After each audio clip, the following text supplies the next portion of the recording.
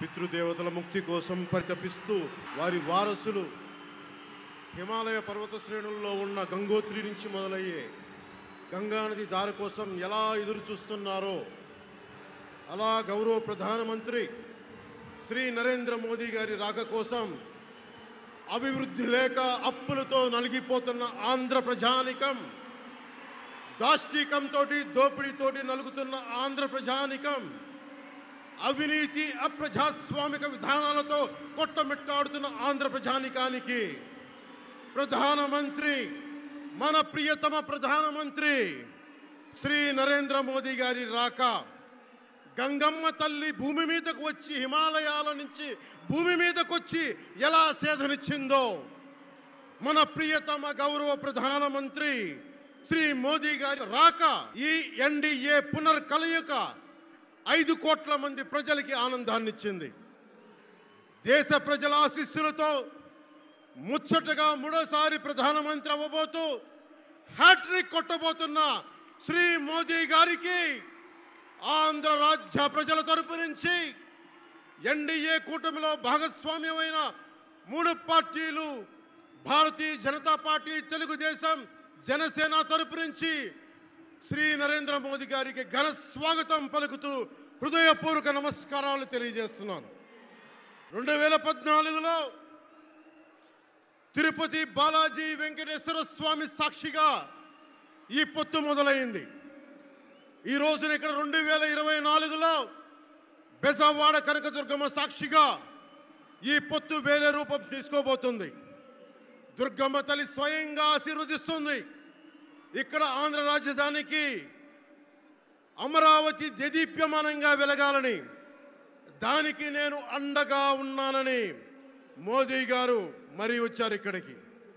ఒక్కసారి మన కోసం వచ్చిన మోదీ గారికి, మన కష్టాలకు భుజం కాయడానికి వచ్చిన మోదీ గారికి, 5 కోట్ల మంది ప్రజల కోసం నేను ఉన్నానని చెప్పి వచ్చిన మోదీ గారికి ఒక్కసారి బలంగా కరతాళ ధ్వనులతో ఘన స్వాగతం పలుకుదాం. 2014 తిరుపతి బాలాజీ ఆశీస్సులతో ఎన్డీఏ విజయాన్ని సాధించింది, ప్రభుత్వాన్ని స్థాపించింది.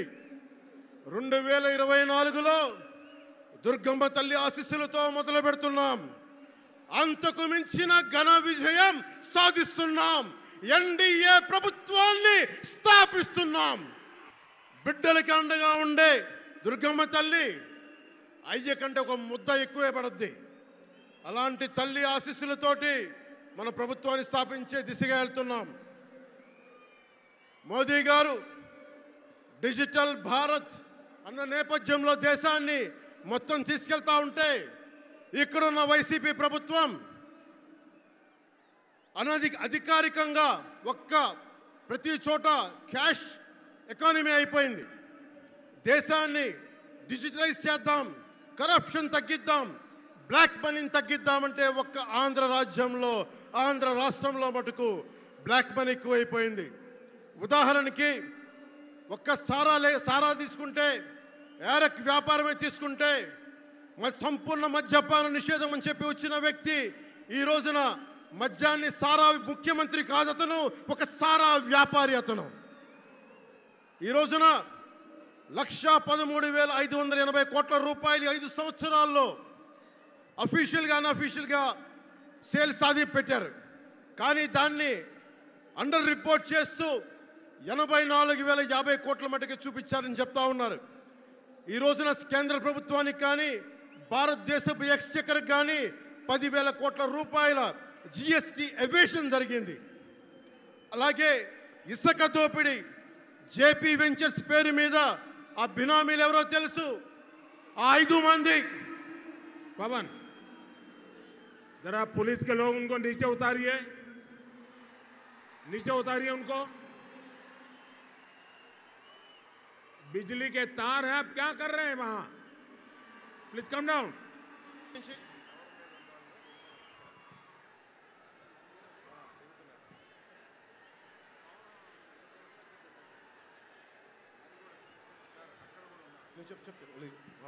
आपकी जिंदगी हमारे लिए बहुत कीमती है। प्लीज नीचे आइए। आप मीडिया वालों ने आपकी फोटो ले ली है, आप नीचे आइए।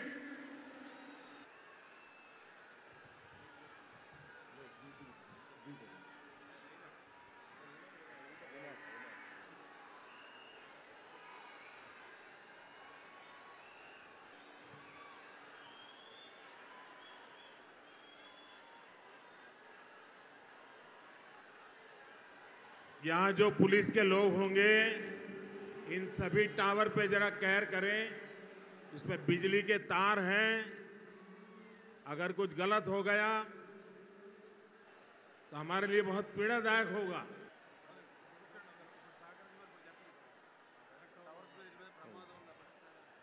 దయచేసి అందరూ ఆ ఎలక్ట్రికల్ లైట్స్ అన్నీ ఉన్నాయి, ఎలక్ట్రికల్ కనెక్షన్స్ ఉన్నాయి. దయచేసి మీ ప్రాణాల మీద ప్రధానమంత్రి గారు ఎప్పుడు ప్రోటోకాల్ బ్రేక్ చేసి మరి మీకోసం వచ్చారు. దయచేసి వాటి మీదకి ఎక్కకండి. సభ సజావుగా జరగాలి, మీరు క్షేమంగా ఇంటికి వెళ్ళాలని ప్రధానమంత్రి మోదీ గారు కోరుకుంటూ మరి సభ కంటే ముందు వచ్చారు. ఆయన మాట్లాడగల సమయం కంటే కూడా ముందు వచ్చారు మీకోసం. దయచేసి బాబు మీరు కూడా దిగిపోయింది అక్కడి నుంచి,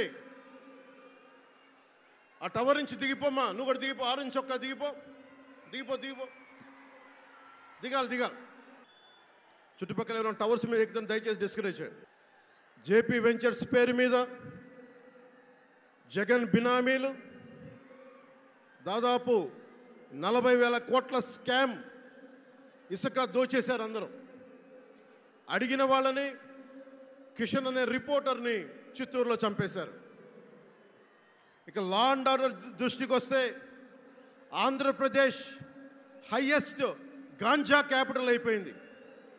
new drug capital of India అయిపోయింది ఆంధ్రప్రదేశ్.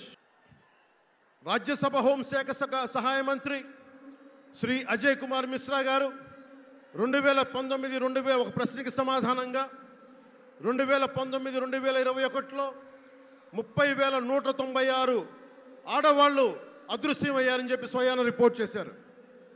7,918 మంది 18 ఏళ్లలోపు యువతులు, 22,278 మంది 18 ఏళ్ల దాటిన యువతులు. దీనికి ఒక్క స్పందన లేదు ఈ ప్రభుత్వం నుంచి. ఒకవైపు ఆత్మనిర్భర్ భారత్గా, సెల్ఫ్ రిలయంట్ భారత్గా ఎక్కడి నుంచో విదేశాల నుంచి వచ్చిన సంస్థలు భారతదేశానికి వస్తుంటే ఆంధ్రప్రదేశ్కి రావాల్సిన సంస్థలు పారిపోతూ ఉన్నాయి. 2,200 కోట్ల పెట్టుబడితో సంస్థ హైదరాబాద్ తరలిపోయింది.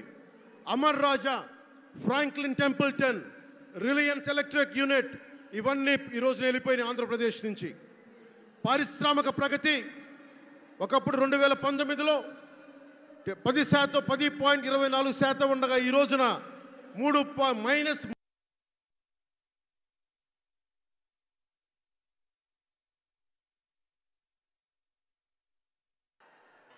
దయచేసి మీరు అందరూ మైక్ సెట్ మీద పడకుండా దూరంగా వెళ్ళండి. అందరూ దయచేసి మీ ఉత్సాహం రాష్ట్రం వైపు చూపించండి, దేశం వైపు చూపించండి. మైక్ సెట్ మీద పడితే మనకి మాట్లాడటానికి ప్రధానమంత్రి గారు విలువైన మెసేజ్ ఇస్తారు. దానికోసం మైక్ మీద పడకుండా, కన్సోల్ మీద పడకుండా దయచేసి అందరూ అక్కడున్న యువకులు అందరూ దయచేసి ఒత్తిడి చేయకుండా వెనక్కి వెళ్ళండి. ఆంధ్రప్రదేశ్ నెగిటివ్ గ్రోత్ పోతా ఉంది. మా మీద తెలుసు వైజాగ్లో ఇన్సిడెంట్లు కానీ ప్రతిపక్ష నాయకుల మీద ఎలాంటి దాడులు చేశారో. బీజేపీ కార్యకర్తల్ని పొట్టల్లో కత్తులు గుచ్చి పేగులు బయటికి తీశారు వైసీపీ నాయకులు. వైఎస్ వివేకానంద రెడ్డి గారిని మర్డర్ చేయించిన ప్రభుత్వం ఇది. సిబిఎన్ గారిని ఇబ్బంది పెట్టిన ప్రభుత్వం అరెస్ట్ చేసి నన్ను స్వయాన అనేక పర్యాయాలు అడ్డుకున్న ప్రభుత్వం ఇది. ఈ ప్రభుత్వం పోవాలి. ఈ ప్రభుత్వం పోవాలంటే ఒకటే, డబ్బులు పెరిగిపోయిన జగన్కి ఎవరు అడ్డు ఆపు లేరు, నేను ఏదైనా చేయగలను అనుకుంటున్నాడు.